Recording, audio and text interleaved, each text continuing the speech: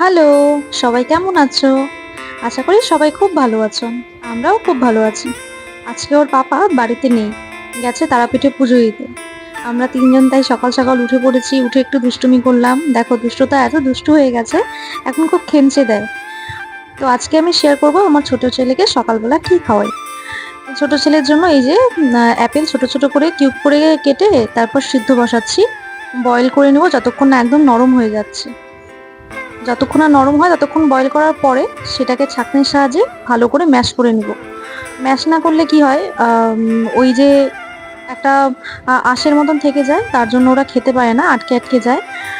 এর জন্য ম্যাশ করে নেওয়াই ভালো, ছাঁকনির সাহায্যে ছেঁকে নেওয়াই ভালো। আর মিক্সারে দিলেও হয়, মিক্সারে দিলে অতটা ভালো লাগে না, আমার লাগে না বাচ্চাদেরকে মিক্সারে খাওয়ানো।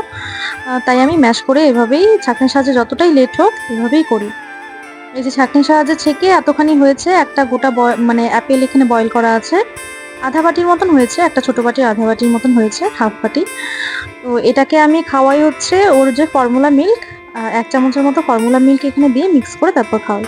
এই যে যতটুকু খেয়েছে তার থেকে বেশি পড়েই আছে।